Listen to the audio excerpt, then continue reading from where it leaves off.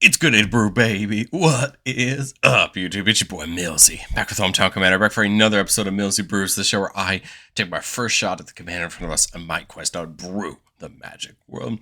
You know the motto, baby. It's ABB, always be brewing, and that's what we're back to do today. The deck list is going to be down in the description for you below, so I'd really appreciate if you could interact with the video, like, comment, subscribe, do all that YouTube stuff. I'd appreciate it. But today, when you make YouTube content for a living and you enjoy doing it, eventually you gotta knock on the popular doors. And today we're going to brew what I expect to be probably one of, if not the most popular commander from Final Fantasy in Vivi Ornitier. A 3-mana 0/3 wizard. It says whenever you cast a non-creature spell, we get to put a counter on Vivi and it deals 1 damage to each opponent. And then for 0, we can add X mana in any combination of blue and red, where X is Vivi's power, and we can only do it once and only during our turn. This commander is going to see a lot of play across a lot of situations. I think Vivi's going to see a lot of CDH play. It's going to see a lot of regular commander play. And that's the goal for this one. The goal is bracket 3. I think there is a combo or two that could be arguable for bracket 4. But I don't think we're playing enough to make it a consistent bracket 4. This is one of those decks that I feel like is probably safe to say it's probably on the top end of 3. It's an interesting deck. I think Vivi has a lot of great payoffs. They grow themselves so that we can get more mana from them, and that's basically what we're going to try to do. Cast spells to make Vivi bigger, get mana off of it, and just try our best to get as much value out of Vivi as we can over the course of the game. But I want to give a quick thank you to the channel members. Thank you so much for supporting the channel. If you want to see all of our videos just a little bit early for just $1 a month, consider checking that out down below. Well, all right. Vivi, of course, cares about non-creature spells. We don't want Vivi to be the only thing that cares about us casting non-creature spells. In fact, we have a lot of things that we can take advantage of, including 2 planeswalkers that are non-creature spells that also care about non-creature spells. Chandra says whenever we cast an instant or sorcery, we copy it. We choose new targets for the copy, and this only happens once per turn. She adds mana on her +2. +1 can exile the top 5 and let us cast instant sorceries from among them, and then -X can deal some damage. Ral from Bloomborough says when we cast non-creatures, but we put a loyalty on Ral, can make us some outers with prowess, can draw some cards. And then the -10 gets draw 3 and basically give all our spells Storm, a really fun ability. Can really help us out if we can get there. Balmor has an ability that's going to help all of our creatures, including Vivi. Whenever we cast an instant or sorcery, all of our creatures get +1/+0 and trample till the turn. So that'll be nice because it buffs Vivi's power, right? Allowing it to get more mana. Kitsa has prowess, and then for 2 mana, we can copy an instant or sorcery spell as long as Kitsa's power is 3 or greater. A really nice ability when we cast the right spell at the right time. Stormkiln Artist is an interesting creature. It gets +1/+0 for each artifact we control. Whenever we cast or copy an instant or sorcery, we get to make a treasure. Stormkiln Artist has some interesting combos with some storm spells in our deck, if we can get there. We won't talk about it in this video, but there are some combo lines out there for Stormkiln Artist if you want to see it. And then Veyron, Voice of Duality. Whenever we cast or copy an instant or sorcery, it gets +1/+1 to end a turn. And if casting or copying an instant or sorcery causes a triggered ability of a permanent we control trigger, it goes off additional time, meaning Vivi will go off twice if Veyron's out every time we cast an instant or sorcery, which is pretty fun. It's going to help Vivi hopefully get pretty tough for our opponents to deal with. Primal Amulet lets all of our instant sorceries cost 1 less to cast. Every time we cast one of them, we can put a counter on it. Then if there's 4 more counters, we flip it over into a land that taps for a mana. And when you use that mana to cast it as sorcery, you get to copy it for free. Again, just trying to get more value around these spells. And then probably one of my favorite spells payoffs of all time, an Arcane Bombardment, a big 6-mana enchantment. This is whenever we cast our first instant or sorcery each turn. We get to exile an instant or sorcery from our graveyard at random. And then we copy each card exiled with Bombardment. We can play them for free. The important part is we get to cast them for free, meaning they're all going to trigger Vivi and this nice crescendo of value. Hopefully we can get our Bombardment set up. But all right, so we've got some spells, and we're not going to go over the spells. I think the spells really do and don't matter. Like that's, I think, where this deck's power level is really going to scale, right? Is what spells you choose to use. But since we have Vivi and care about Vivi, I think Vivi's where we want to put our focus. We have things like Roaming Throne.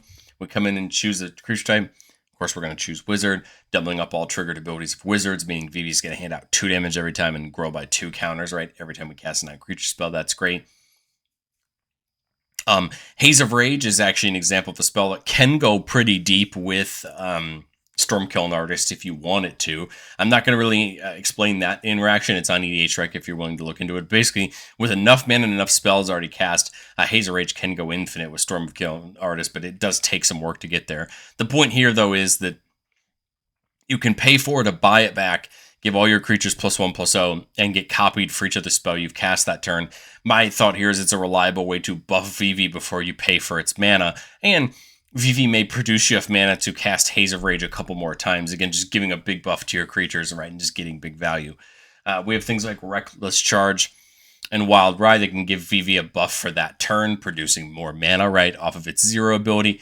Monstrous Rage can give it a buff, and then a monster roll token giving Vivi Trample could be fun if we want to get Vivi into combat, right? Since its ability doesn't require us to use it for mana, or doesn't require it to tap for its mana, meaning we could technically get it into combat if we wanted to. I love the look of Astrologian's Planisphere. This is an equipment that says the equipped creature is a wizard in addition to its other types and has, whenever you cast a non-creature spell, whenever you draw your third card each turn, put a counter on this creature.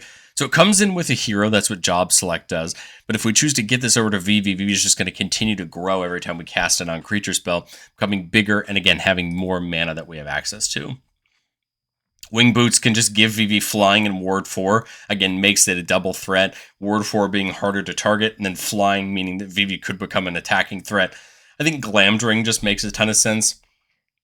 Giving Vivi first strike and then +1/+0 for each instant and sorcery in our graveyard. Again, that's great because that means more mana from its first ability. And then whenever the equipped creature deals combat damage to a player, we can cast an instant or sorcery from our hand with mana value less than or equal to the damage without paying its mana cost. So if Vivi does manage to hit, then we get another spell cast for free. And then Cloud of the Dominus. On Vivi, this will give +2/+2 haste and Shroud. So Shroud means we won't be able to target Vivi either, but I think that's important in some boards to just help keep Vivi alive and get all of our value going. But I think we can also care about the fact that Vivi's dealing damage. The first card I thought of something like O'Hare Axonil. Has an ability that says if a red source we control would deal an amount of non-combat damage less than its power to an opponent, that source deals equal to O'Hare Axonil's power, meaning that Vivi will hand out 4 damage to each opponent instead of 1. Tandem Lookout says that if it's paired with another creature, whenever each of those creatures has, whenever this creature deals damage to an opponent, draw cards, so Vivi will start drawing us cards. Artist Talent, when we get it up to level 3, we'll start having it deal 3 damage instead of 1, which is pretty cool. Curiosity says whenever the enchanted creature deals damage to an opponent, draw cards. So that'll lead to 3 card draws. Same thing with Ophidian Eye, 3 card draws every time. Sigil Sleep says whenever the enchanted creature deals damage to a player, return target player that player controls to creature that player controls to its owner's hands. Now we can start bouncing creatures back when we activate Vivi. And again, these are just pieces trying to get more value out of this hopefully, these game plan we're going to set up and really hurting our opponents as we're progressing our game plan. The combo that everybody's found online that we're going to have in the deck is Vivi with Quicksilver Elemental. So Quicksilver Elemental has an ability that for 1 blue mana, it can gain all activated abilities of target creature till end of turn. We could spend blue mana as though it were a mana of any color to pay the activated ability costs of its abilities. So what's important here is that when you activate Quicksilver Elemental for a blue mana to target Vivi to gain all of Vivi's abilities until end of turn, you're going to basically gain another copy of Vivi's 0 ability, meaning that every time you activate Quicksilver Elemental to steal that ability, you then get to use it and get mana and use that mana to copy the ability again, literally netting you infinite mana. So the question here is going to be, what are we going to use the mana for? And truthfully, I think there are options like Haze of Rage to do that. But I think, to me, what makes us a bracket 3 deck and not a bracket 4 deck is we're not finding any way to search either the Quicksilver Elemental or the Haze of Rage out. We're not. There's nothing in the deck that's helping me search for either of these pieces. I feel like if we were in bracket 4, we'd be playing, number 1, more Game Changers, and number 2, ways to find both of these pieces, because I feel like they're pretty much the way to end the game, right? You're able to buy it back for the extra mana. We'd be playing more buyback spells, right? To buy them back, to replay them again with this infinite mana, and just really value this. So if to you this means this should be a bracket 4 deck, then obviously take it on your consideration and play the deck how you want. But to me, I think since we're not searching out anything to pay off this combo, infinite mana is great, but if you don't have anything to do with it, it's not anything, right? And so that's where, to me, I kind of look at this as, okay, we need to think about what we're choosing to use with this. And I think this is your opportunity to go into bracket 4s, finding the things to abuse this, finding things to find Quicksilver Elemental or draw into Quicksilver Elemental, so that you can make it happen. So that's my, I guess, where my consideration on the bracket is for this deck, and you can let me know what you think down in the comment section below.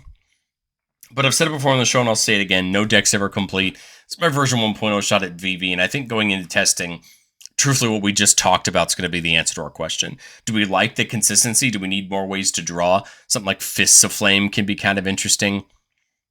Drawing us a card and creature gets trampled and +1/+0 for each card you've drawn until end of turn. If we can find a way to copy this spell, we're going to draw a few cards and buff Vivi up. I chose not to put Bergie in the deck, but I think Bergie makes a ton of sense, especially if you want to just machine gun cheap spells. Adding red mana back when you cast spells is a very good ability. And I think something like Ashling could make sense whenever you cast or copy an instant or sorcery.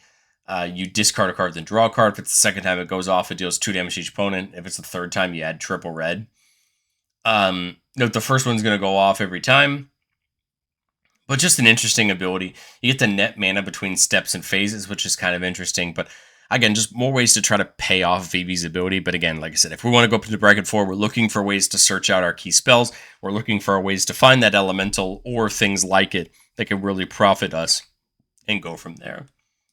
But let's do what we love to do on the channel the most and get into our playtest. Remember, the goal of playtest on our channel is not to find Magical Christmas Land. It's not to just show off all our best plays, but it's to get in some gameplay scenarios and understand what we're looking for in our deck and our play lines.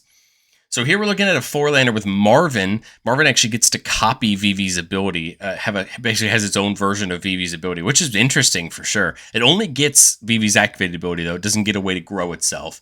So, but it's still definitely interesting. Stormkiln Artist, and then enter the Enigma. A way to make a creature unblockable and draw a card. I like it. The Boilerworks will mean we'll get some more access to more mana down the line. I think turn when we put the Snarl down, I don't see any reason to use this Preordain yet. Like, I think we kind of just want to start getting our creatures down before we start playing and dumping in these really cheap spells, because Vivi gets us so much value off of it. So right now I'm sitting at 2 mana from Marvin, right? Because it has Vivi's ability, which means I could go, Preordain plus Consider or Preordain plus Enter the Enigma if I want to. Let's start with Preordain, right? Vivi gets that counter and deals the damage to each opponent. We get to scry 2 and then draw. I mean, I like Soaring and I like Island, but I think we really only truthfully need the Island, but I'm almost thinking about bottoming both of them. I really feel like mana's not going to be our issue this game. It's going to be spells, and of course we hit no land. We could consider, if we want to here, to give Vivi access to more mana. Right now it's only going to be 2 mana, so I don't think there's that much we can do. But let's consider getting her a counter. We get to Surveil 1. We see Ophidian Eye. I like that. I think it makes sense for next turn, right? So that way we can start drawing some cards and refilling our hand. I think that's where Curiosity and Ophidian Eye are going to come in so much handy, is refilling our hand after we do all of these things. So I like the idea of getting the Stormkiln Artist down, just so that way we can start netting the treasures when we cast things. This can go for 2 mana. This can do for 2 mana. I actually think it might be a better idea to get the Ophidian Eye down now. That's going to cause the damage from Vivi and it to get a counter. Then we enter, make it unblockable, get the counter, we draw, and we might as well draw from all 3, right? Since we have the ability to. We want to refill our hand. So now we're at 6 mana from their abilities. We could go for something like Chandra. We could get something like Stormkiln Artist down and better prepare for next turn. We see things like Will of the Jeskai, which can give all the cards in all the spells in our graveyard flashback. We see Mizzix's Mastery can recast a bunch of things from our graveyard. Slip Through Space could be another way to give it unblockable, draw a couple cards and do that. But the next part is, Vivi can attack. It's a 4/7 that can't be blocked this turn because of the Enigma. Dome somebody for a couple damage. And then what do we do with the 6 mana? My thought is something like Chandra and just tick it up to get the 2 mana, just to set it up for next turn. I don't want to go too deep, but I feel like we need to continue to have some value here for the next turn. So now on this turn, again, I have 5 mana, I have 4 from Vivi, and I have 2 from Marvin. So we've got 11 mana total. Chandra says the first instant or sorcery spell I cast is going to get copied. So the question becomes, what do we choose that for? I like the idea of getting the Stormkiln Artist down so we can start profiting. My thought is Slip Through Space. We can take Chandra up if we want to, before we do that to pay for the mana. So this is going to get copied, right? So the original cast is going to give Vivi a counter and deal the damage. And I think we'll draw 3 off of that. Stormkiln Artist is going to get a treasure off both of these because it's whenever we cast or copy, right? And then we can just make, Vivi and, I guess, Stormkiln Artist unblockable, and we'll draw our 2 cards. Again, the point is now we're churning through our deck, trying to find more value, right, as we're playing these spells. I've got 3 mana left, 5 from Vivi, and 7 for so 7 here, and then 3 left. So we've still got 10. Glamdring feels great if we can get it in before Vivi activates her ability, since we've got 4 spells in our graveyard. So 1, 2, 3, 4, 5. I think it makes sense to go Glamdring plus activate to equip. So now we're looking at a 9 power Vivi. Remember, that's unblockable because of Slip Through Space. I can do the 9 now to just get some mana out. My thought is something like Wing Boots, just to give it a little bit of protection. On cast, right? Another counter damage, right? So that was 3. So I've got 6 mana left. I mean, I can go for something like Will of the Jeskai. I can we can pitch our hand and draw new cards, but I don't know that I want to do that quite yet. I don't know that I want to cast anything quite yet. I'm kind of trying to decide. I love Will of the Jeskai, just because it can give our entire graveyard flashback. But I don't know that I want to pitch my hand either, right? Specifically right now. I mean, yes, I can cast it for free off of Vivi and pitch my hand and draw 5 new cards, but I feel like Mizzix Mastery is going to be important at some point with its ability to just cast everything back out of my graveyard. And Galvanic Iteration just feels odd to use. Yes, I could do this now and then play Will of the Jeskai for free off of this Glamdring trigger, but that even just feels weird. Like, truthfully, I'm not really sure what to do at this point. I guess we draw a card off of Vivi hitting a player with Ophidian Eye. Maybe that changes the difference to the Glamdring trigger, so let's see. It doesn't. I think it has to be an instant or sorcery with Glamdring. So unfortunately, we missed what would have been a great play with Thousand Year Storm. I guess I can just play the Galvanic Iteration, take the counter, take the treasure, right, and just get something at least in the graveyard for free. And then, pitch a land. And then as we come back to our next turn, right, play the Thousand Year Storm just to have it online. This kind of looks nice right up against Chandra. If I play the Mizzix Mastery, then I can play the Will of the Jeskai and give it flashback, which could be fun. Right now, Will of the Jeskai is 4 mana, which I can get off of Vivi's ability. Because Vivi right now is 7, 8, 9, 10, 11, 12. So 4 for the Mizzix Mastery would leave me with 8. But remember, I still lose it as Phases End, so I can't just use it without losing it, right? But I don't want to completely just Mizzix Mastery, because my problem with Mizzix Mastery now is if I do that, I actually go down on the Glamdring, but it would basically just lead to me Will of the Jeskai. So this is going to get copied twice, or once, right? Thousand Year Storm's not going to copy it because we haven't cast one before it. So I think Slip feels like a good target here. And then Enter the Enigma. Well, those are going to get cast, aren't they? So this gets copied, right? The first one's going to target Slip. The second one's going to target the Enigma. So this one will resolve first. The Enigma is going to target Well, let me think about this. So the Slip's going to get cast, which is going to get a copy because of Thousand Year Storm. Enigma's actually going to get 2 copies because of Thousand Year Storm, right? So all 3 of these can affect the same creature, right? We'll just have a couple of them target Vivi, and then the rest of them, a couple of them can target Stormkiln Artist, right? It doesn't really matter, but the point is 1, 2, 3 spells cast. That's 3 more for Vivi. I'll draw 2 of the 3 triggers. I mean, it doesn't really matter. I mean, we're looking for a way to get our hand unblockable, because now we're drawing, what, 1, 2, 3, 4, 5 cards as well. We used that mana from Vivi, right? So we had 6 left. Technically, now we have Quicksilver Elemental online. The question is, can we win from there? Thousand Year Storm's huge, and we netted what? A bunch of treasures, right, off of that. So that's Quicksilver, right? So can we net a win from this position is what I'm trying to think of. I have infinite mana. The question is, do I have infinite copies? Like, I have this Twin Flame. Twin Flame could target Quicksilver Elemental. Our Storm counts 3 at the moment. We would get 4 copies of it with haste. I could flashback Galvanic Iteration and get 4 more copies, so it'd basically be like 9 copies of the next spell that I cast. So Twin Flame could be interesting, just getting a ton of copies of either Stormkiln Artist, which is going to... I think Stormkiln Artist actually makes more sense, right? Because we're going to be netting so many treasures from casting those spells. I think that line makes the most sense. Use a couple of the mana from... use Silver's Elemental and net the mana. And then I would flashback Galvanic Iteration, which is going to get, if I recall correctly, what, 3 copies, right? Because of the storm.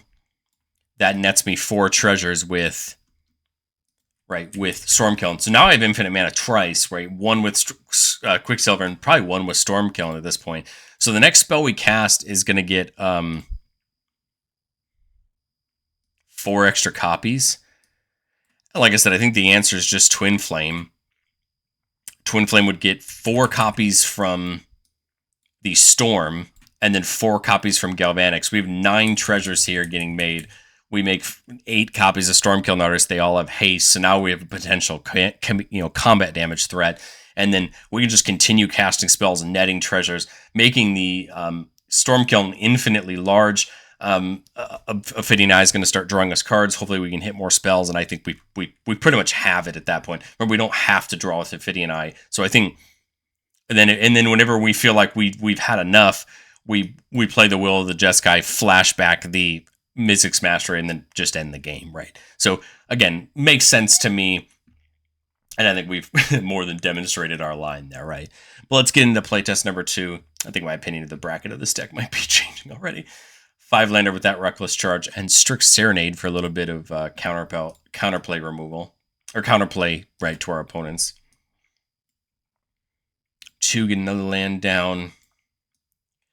3, we can get down Vivi. Right now we're looking at getting a decent mana shock next turn. The question is, do I want to do this? Like, I could Wild Ride plus Reckless Charge, get Vivi up to an 8 and dump in Chandra, but does it make the most sense is my question. If I just play one of them, let's say I play Wild Ride. 1, 4, 7 is enough for Chandra. That probably makes sense to me, and Chandra can just tick up to give us a higher defensible thing there. And then we come to our next turn. I think I have to +1 Chandra here. I just don't have enough in my hand. I mean, I can Reckless Charge, but I feel like we need more. So we +1 to exile the top 5. And we can play any number of instant sorceries from among those exiled cards. So I've still got all 5 of my mana here, and I've still got Vivi's trigger. So if I Reckless Charge, that gives Vivi's up to a 5/3 this turn with haste. I can cast the Galvanic Iteration. 6/3, and the next spell is copied. I think I'll go Prismari Command just to get another one. Reckless Charge actually would have been doubled, right, with Chandra, because it was my first spell I cast. So Vivi would be a 10 right now. And I think here I'm just drawing and pitching, and I guess making treasure. I'm going to draw 2, pitch 2 twice. Draw 2, I think we're pretty much just pitching the lands. Draw 2. Pitch that. Oh, I really like Balmor, but I think, right, Galvanic Iteration makes, or sorry, and I think Roaming Throne makes more sense. So I think we're into Vivi's mana. We would have to activate. Well, we had to activate Vivi before that Prismari command. That would have been 2. That would have been 3. Yeah, we would have had to have activated Vivi before the Prismatic commands. We probably still have a couple mana left. We can just, Ophidian Eye and then attack. And I think we're in really good shape here because we might have enough mana for Roaming Throne. Calling Wizard. But the point is, now we come back to our next turn. We can take up Chandra again if we want to go digging for more spells. We have the Mizzix Mastery, looking at 4 spells at the moment, right? So right now that's 8 damage, right? And so now I think we're going to stop here because I think we're kind of just building. We're trying to build this value train. Unless somebody gets rid of Vivi, we're just going to start drawing. And the hope is we can just put enough value on Vivi to just... again, just either damage or take our opponents down with damage, or just build enough value to do it there. Let's do one more setup, because I think the game plan is for finishing the game, I think is probably going to look the same no matter what. You're just going to try to net enough triggers from Vivi or enough power into mana to just raw spell your way into the game. I think practicing your setup, I think, is going to be the next key step to push this idea forward. So let's do that. Here we're keeping a 3-land over the Talisman, which is our only red source, but I think it's still useful. There's the Curiosity, there's the Ponder, there's Balmor's. We've got a lot of good stuff ready to go. I think we're still just looking at Talisman there. Here I'm thinking Vivi. I've got 1 blue mana left. We'll use it to Ponder. Look at the top 3. We can put them back in any order. And then shuffle and draw a card. Again, I like Glam Drink. Glam Drink would help us start casting things, but truthfully, other than like Niv Mizzet drawing us cards every time we hit an opponent for damage, which is unfortunately something we need to be really careful of because, well, yeah, we don't even have the mana for it anyway. We're still a mana off of that game plan, right? We're only at 5 with the Cephalid Coliseum, so I feel like we need to shuffle and draw. And we could take the mana, but I don't see it being very useful. I guess we could get Curiosity on it. I guess that makes sense. Settle up for next turn. Now here we're at 5 mana, 2 for the Kitsa, 1 for Reckless Charge on Vivi. I'll have it draw 3. Because it isn't, is it a May? It is a May. I'll have it draw 3.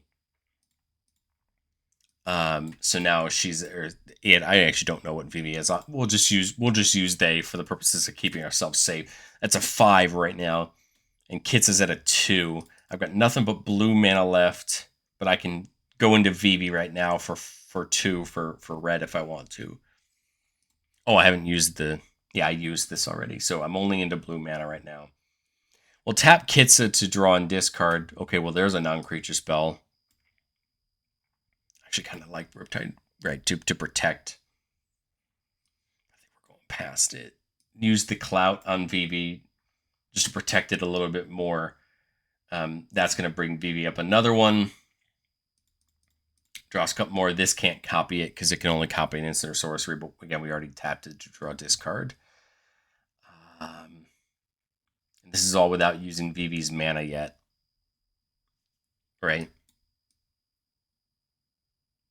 Yeah, this is all without using Vivi's mana yet, so we're at 5 on Vivi's mana. Go what? Veyron plus the Soul Ring, get a Vivi trigger. I don't think I need to draw it just yet, but we'll do it to be safe. And then go to pass the turn. I love the idea of Balmor so much. Just to, again, get Vivi bigger. We could attack with Vivi, I guess I just realized. Harmonic Prodigy looks great to double up Vivi's triggers. So now we come back to our turn. Get that red source down. Love the idea of getting Thousand Year Storm down. This leaves us 2 mana up plus Vivi, who's a 6 right now. But the nice part is when we go to cast Thousand Year Storm, Veyron doubles up on Vivi's ability, bottom ability. Or so no, it's only instant sorcery, so nope, only just one.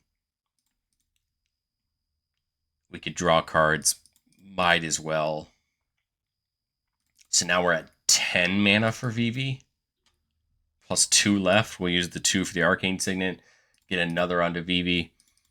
Might as well draw a couple more. Again, the whole point here is try to get as much mana as we can on Vivi. There's the Quicksilver for Infinite, and then we have the Haze of Rage. So because Curiosity is a May, I don't believe this draws us out. We can choose not to draw, and I think we have it there. So maybe this deck's a little bit higher up into the... I still don't think it's a 4, personally. I still feel like it's so reliant on Vivi that I just wonder if it has enough legs to sit up in bracket 4, but I'm sure someone's going to immediately tell me it's a 4. My problem is, and this is my problem, I guess I'll just peel back the curtain for y'all who are watching this far. This is my problem is, Moxfield's telling me it's a 3, because I fulfill all the, I have no game changes, and the deck does all this. Technically, I have 2 card combos, but none of them produce, the one produces mana, and, so it's I think it's probably a 4, but I think I'll probably label it as a 4 just to be safe here, and I'll do it on Architects too, and we'll kind of go from there. But let me know, what do you think of Vivi down in the comment section below? I think this deck's a ton of fun. I like the idea of it. It makes me really wonder, do I like this or Ovika more? Ovika's a deck I really enjoy. It's a spell slinging deck that cares about tokens, but Vivi I think is going to be really popular. Heck, for $300, I think this deck bangs. And this is without, again, searches. This is without a bunch of the key things that are going to make this deck even better. So I can only imagine what a no-budget Vivi deck or a CDH Vivi deck is going to handle. But let me know what you think of Vivi down in the comment section below, and I will catch you all in the next.